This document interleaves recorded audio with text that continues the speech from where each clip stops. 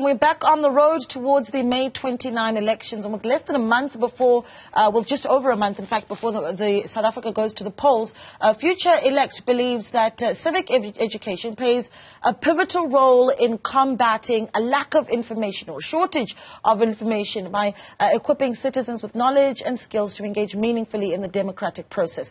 Now, South Africa faces very unique challenges in ensuring access to quality civic education, including socioeconomic disparities and even historical legacies, but there are also opportunities to innovate, right, and find approaches to address these gaps and foster a more informed and engaged society. Well, to take us further on this discussion, we are joined by a familiar face, former Member of Parliament, Lindiwe Mazibuko, joins us in studio. Good morning. Thank you so much for joining us. Good morning. Thanks for having me. I can imagine so many people that are watching this and thinking, there you are, wondering where you've been and what you've been up to. Yes. Why Futurelect? What is Futurelect? Futurelect is a non-profit, non-partisan organization that does leadership development support for young people and women who want to run for office. We run programs in Southern Africa and East Africa, and we have 2 programs in South Africa. And then we also run a civic education program that is for the members of the public. It's online, it's freely available, there's an app you can download at futurelect.org, and that is designed to increase people's awareness about how the democratic process works. Yeah. Our belief is that if we're going to get the kind of leaders we deserve, we need to have informed citizens on the one hand and ethical leaders on the other. So Futurelect tries to bridge the gap between the two by supporting both. Yeah, and this is also technically a very complex election, isn't it? Because, I mean, just something as simple as getting to the polls and actually looking at the various ballot papers that are going to be in front of you, something that needs to be explained in quite a bit of detail. Yeah, it's a real tragedy that in this country we have no civic education in schools. We don't even have it at university. If you do politics at university, you learn about Aristotle. You don't learn actually about how a bill becomes a law. Yeah. So we've got this new electoral system coming into play, and I think it's the beginning of a process of electoral reform. There'll be more changes. But we don't have an information source. We don't have an institution, an organization that's run by the state, whose purpose is to disseminate information effectively. Yeah. The IC's job is to run elections. They do it very well. They're world-class at it. But they also can't be responsible for teaching people about processes that fall outside election day. That's not a part of their mandate. So the fact that we've got this new election style, this election system coming around, we've got additional ballots, people are now having to unpack the meaning of this. Who are they voting for on each ballot? And one of the most important ways we can make sure that they're empowered to make good decisions is by teaching, providing information, and making it freely and easily available. Yeah. What's the true cost of us not getting that right? I mean, one of the things that I think encourages me certainly about this election is the upsurge in young people that have signed up, that have gone to register and said, well, they want to be part of, building our democracy this particular year. Yeah. What could we get wrong? I think one of the things perhaps that stands out for me is the obsession with personalities. Yes. In our politics. Yes. So look, I think there's 2 big risks. The first is that we don't have enough young people replacing older voters on the voters' roll. If people pass away and young people don't register to replace them, you end up having a voters' roll that gets smaller and smaller. And what that means is a small slice of the population is choosing the government for everyone. And that happened before the end of apartheid. We don't want that to happen again. So that is a huge risk. And so it's incredibly important for us to work hard to make sure we keep educating each successive generation of 16-year-olds, because you can register at 16, to ensure that by the time they turn 18, they're ready to vote, they understand the system, they understand who they're elected and what they're electing them to do. You're absolutely right, I think, about the personalities piece. I think sometimes in elections, you'll be in a local election, but politicians will be talking about personality clashes, and they'll be talking about issues that are about national elections, and it's the wrong cycle. So I think, there's a big challenge of making sure that voters know what context they're voting in, and crucially that they know the people on the posters, what they're electing them to do. Right. These party leaders who say, vote for us. What are we voting for? Well, you're voting for a list of candidates that the party has sent to the IEC. That list is now publicly available. Everybody can go and look at it. So going to the polls in this election is not just a question of choosing your party colors, choosing your slogan, choosing your beret, your T-shirt, your sneakers. It's actually, we've got an opportunity to actually scrutinize the individual members of parliament and MPLs that political parties are proposing to us as voters. Yeah. We can't do that unless we have the information, we know where to find it, and we know how to do that level of oversight. It would be so unfair for us to have you here and not get your view on just what you make of the political landscape that's forming in this year, right? You've got these new parties that are coming up. You've got independent candidates that are standing. And I mean, you talk to me about really what is particularly significant for you. I mean, we've done a feature this week where we've spoken to some of the individual candidates.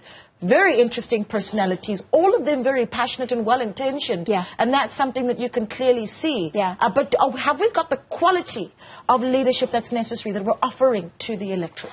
So, again, there's a combination of individuals who've stepped up, and there's 16 independents running in this election, and then there's political parties and who they give us. Yeah. And, you know, there's some parties that give us people who are unqualified, uneducated, unable to do the job. Some are criminals. So the offering of leadership that we get is a function of those two things. But I think it's really exciting that we are entering the phase where individuals don't have to affiliate to a political party in order to be able to serve their communities at national and provincial level. I'm very excited to see how that turns out.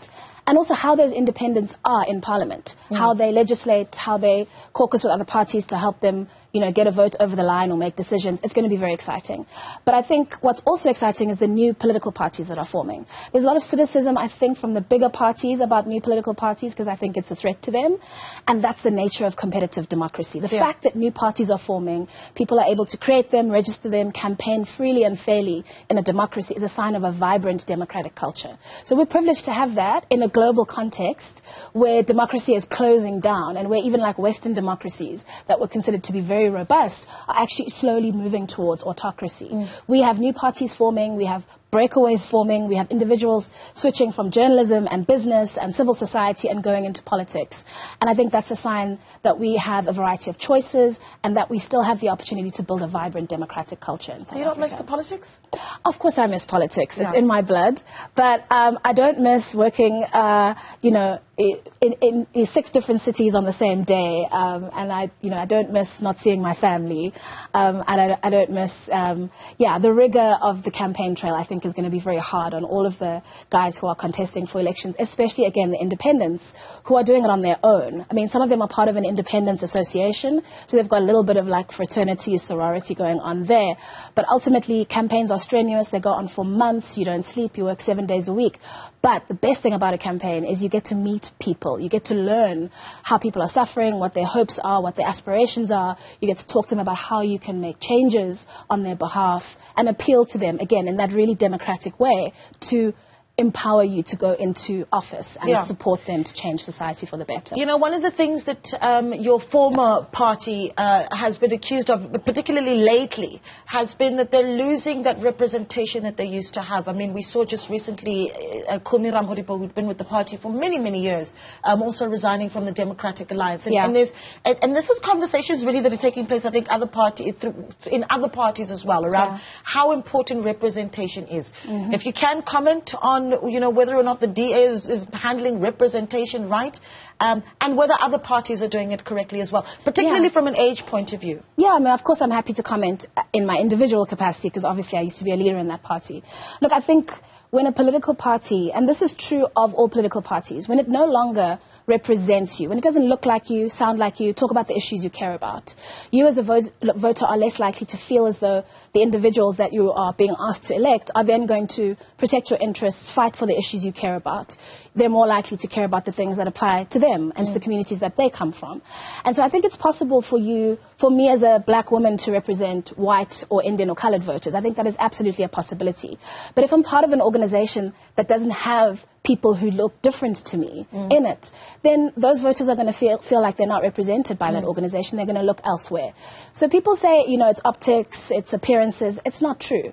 It's as important, I think, to have representation, women's representation, black people and marginalized communities, LGBTIQ people's representation, I think, as it is to also be ethical in your leadership, to offer a real, prospect of change once you take over government. And I think to the extent that the DA is not executing on that, it's a huge risk for them politically. Yeah, you used to be in the National Assembly, and you'd, of course, as a member of the National Assembly, have discussions around the integrity of the National Assembly, and that's something that I really wanted to touch on, because what we just saw recently is the resignation of the Speaker of the National Assembly, Nosiviwe Mapisa-Nqakula, facing charges of graft, over 2 million rand corruption allegations. What do you make of the state of South Africans' trust in what goes on inside that house? So I think there's two things that this is representative of. The first is that the ANC does not send its best, brightest, most impactful leaders to serve in parliamentary official positions. Often people get demoted down from being a cabinet minister to being speaker. And it is a totally dysfunctional way to view that institution, because parliament is the institution that holds the government accountable. It's the government's boss. Parliament also holds the purse strings. The money goes to parliament, then it goes to the government. But in this country, we act like the money goes to parliament, to the government, and then the government tells parliament how it's going to spend it. That's not actually how it works. But that's a function of having a weak parliamentary institution that's led by people who don't represent the best and brightest of the governing party. And so I think for the fact that, you know, the Speaker of the National Assembly, the third most powerful position in the South African national government, to be somebody who already had difficult, you know, charges and challenges against her in the past, but now has been implicated in the institution in this particular act of maladministration, I think is a further undermining of what is a very important institution. My great hope is that in the new parliament, that either the ANC or whoever is part of the ruling coalition in this parliament is going to make a decision that parliament deserves to have leadership that is as good, as storied, as intelligent, as ethical, as, you know, effective as the people who are deemed good enough to be members of the cabinet. Otherwise, we're going to continue to see the slide in this institution that, you know, that makes laws, that regulates, you know, government, that oversees the delivery of everybody right up to the president. So yeah, it is incredibly tragic, but I'm glad she stepped down instead of bringing down the entire institution with her, and that, you know, we have an opportunity now to look forward to a new and potentially better-led institution. And we'll watch closely. Before I let you go, I've got about 30 seconds. Where we find Futurelect and some of your future plans? Futurelect is at futurelect.org. Our app is available on the app stores. Just look up Futurelect on the Android store, the Apple App Store, and the Huawei store. What are my future plans? My future plans are to grow this organization. We've grown into East Africa recently. We're going to expand into West Africa. Our goal is to support young people and women running for office everywhere on this continent. We have old leaders who are not up to the task. And we're not going to get new, young, energized leaders magically. We have to nurture them. We have to support them. We have to give them the networks and the expertise to do great work across political parties. We're going to do that. We're going to support active citizens throughout the continent and hopefully build democracies that'll be the envy of, you know, countries around the world. We hope to meet those active citizens and leaders that will be contesting for positions throughout the continent. Thank you so much for speaking to us. It's been an absolute pleasure having you in studio. Thank you.